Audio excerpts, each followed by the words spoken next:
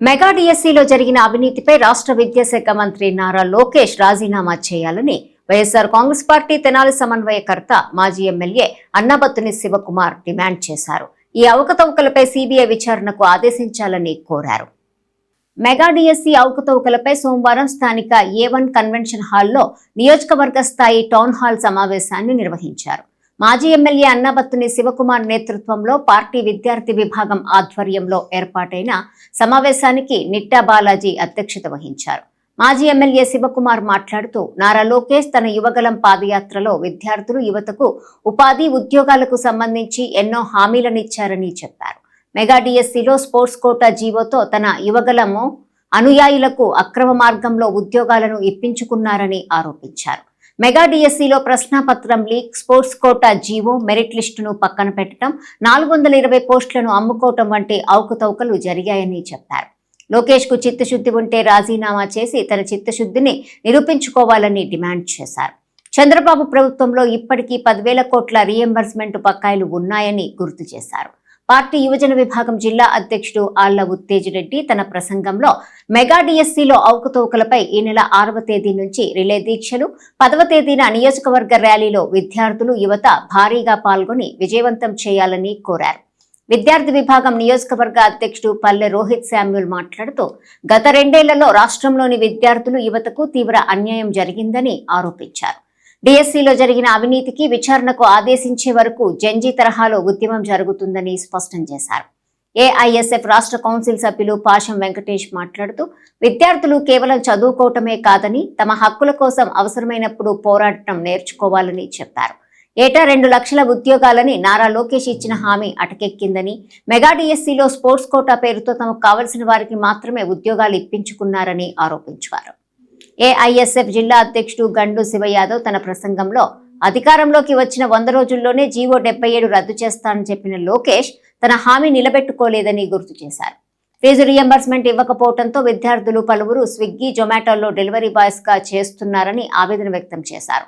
Party మహిళా విభాగం అధ్యక్షురాలు కొర్రా యశోద మాట్లాడుతూ మెగా డిఎస్సీతో దగాపడిన విద్యార్థి లోకానికి కేంద్ర మంత్రి ధర్మేంద్ర ప్రధాన్తో రాజీనామా చేయించిన కాక్రోచ్ జనతా పార్టీ చేసిన ఉద్యమం ఆదర్శం కావాలని సూచించారు.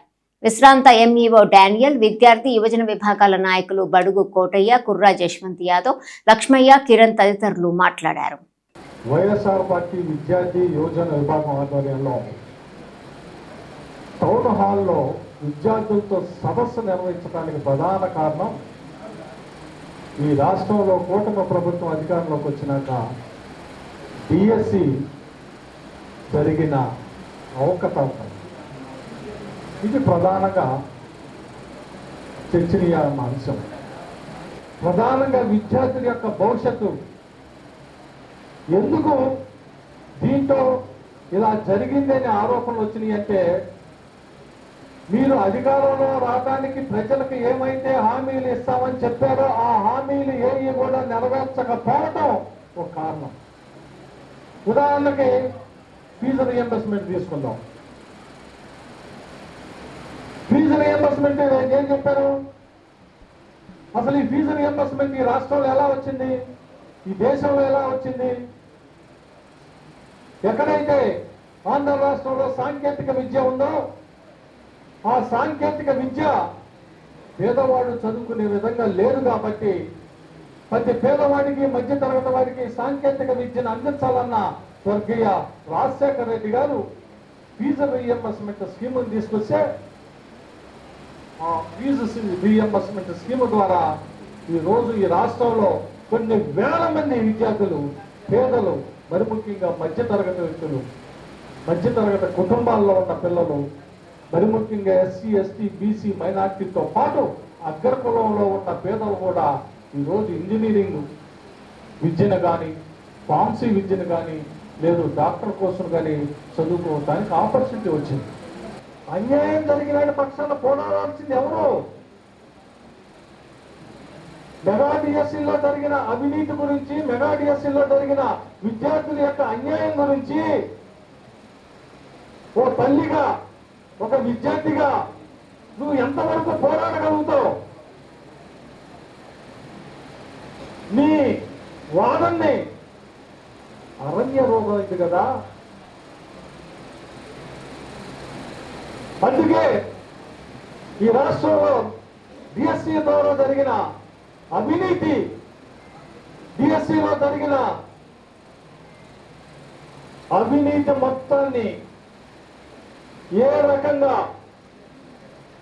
ఉద్యోగాల్ని అమ్ముకున్నారో, ఏ రకంగా స్పోర్ట్స్ కోటాన్ని దుర్వినియోగం చేశారో, ఏ రకంగా మెరిట్ విద్యార్థులకు అన్యాయం జరిగి మీ అనునేలకు ఉద్యోగం వచ్చిందో వారి తరపున వాయిస్గా, ఎవరైతే బాధితుల తరపున వాయిస్గా ఈ రాష్ట్ర ప్రతిపక్ష నేత 5 సంవత్సరాల విద్యార్థుల యొక్క కష్టాలను ఎరిగి 5 సంవత్సరాలు ఈ ఆంధ్ర రాష్ట్రంలో విద్యా వ్యవస్థని సామూహిక పక్షాలు చేసి ఈ దేశంలోనే విద్యా వ్యవస్థ అంటే ఈ రకంగా ప్రభుత్వ కళాశాలని తయారు చేసిన జగన్మోహన్ రెడ్డి గారు మీ తరపున వకాల్తా పట్టుకోబట్టే ఈరోజు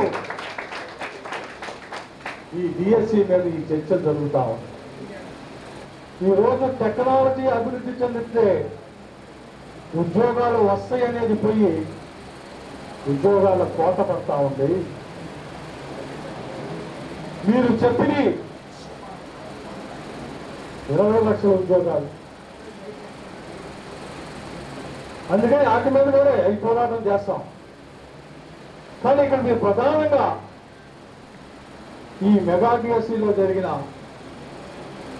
అవకతవకల మీద ఈరోజు విద్యార్థుల పక్షాన, ఈ రాష్ట్ర యువత పక్షాన, ఈ రాష్ట్రంలో నిరుద్యోగుల పక్షాన జగన్మోహన్ రెడ్డి గారి నాయకత్వంలో వైఎస్ఆర్ పార్టీ మీ పక్షాన నిలిచి పోరాటం చేస్తుంది.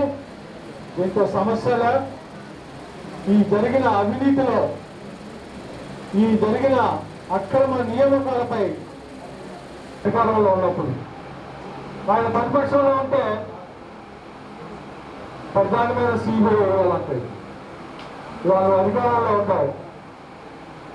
మీ కొడుకు పోర్టుపల్లిలో మెగా డిఎస్సిలో ఈ రకమైన ఆరోపణలు ఉంటాయి. ఈ కేవలం ఆరోపణలే కాదు, జరిగినాయి అని చెబుతా ఉంటారు. నిజంగా మీరు ఎందుకు దీన్ని సిబిఐ చేత ఎంక్వైరీకి వేయరు అనేది? రాష్ట్రంలో ఏ రకంగా స్పోర్ట్స్ కోటాలో 420 జాబ్స్ సేల్ అయినాయి అని చెప్పేసి అందరు అంటున్నారు. వాటికి ఆడియోలతో సహా ఆధారాలు జరిగినాయి. కోర్టు ముట్టికాయలు వేస్తున్నట్టుగా కూడా వ్యవహారం మారని తీరు. ఈరోజు విద్యాశాఖ మంత్రి గారిని చూస్తే నవ్వొస్తుంది. ఏ రకంగా అయితే ఈరోజు యువత నోట్లో మట్టి కొడుతూ, కళ్ళల్లో కారం కొడుతూ, ఏ రకంగా బాధ్యతారాహిత్యంగా ఈరోజు ప్రవర్తిస్తున్న తీరు.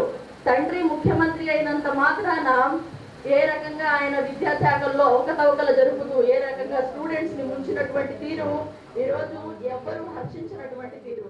ఏ రకంగా అయితే కేంద్ర ప్రభుత్వంలో యూత్ ఏ రకంగా ఇంతవరకు ప్రతి సంవత్సరం జాబ్ క్యాలెండర్ కోసం ఎదురు చూస్తున్నటువంటి, చొక్కాలు చిరిగిపోయి చేతిలో సర్టిఫికెట్లు పెట్టుకొని కాళ్ళకి అరిగిపోయిన చెప్పులు వేసుకొని నిరంతరం గవర్నమెంట్ ఆఫీసుల చుట్టూ తిరుగుతున్నటువంటి నిరుద్యోగులను కదిలిస్తే మీరు చేసిన పాపం మీకు తగలకపోదని చెప్పి ఈ సందర్భంగా హెచ్చరిస్తా ఉన్నాం.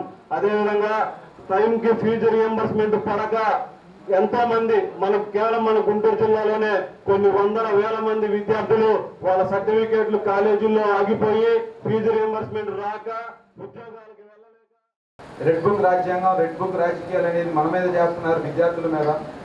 మిమ్మల్ని మేము వెంటనే మా విద్యా సంఘాల ద్వారా మేము కోరుకునేది ఏంటంటే మీరు దానికి రాజీనామా చేయండి. అలాగే మెగా డిఎస్సిలో ఏ స్కామ్ అనేది జరగకపోతే మీరు వెంటనే ప్రెస్ మీట్ ఒకటి పెట్టి ఏ స్కామ్ జరగలేదని నిరూపించమని మేము కోరుకుంటున్నాము.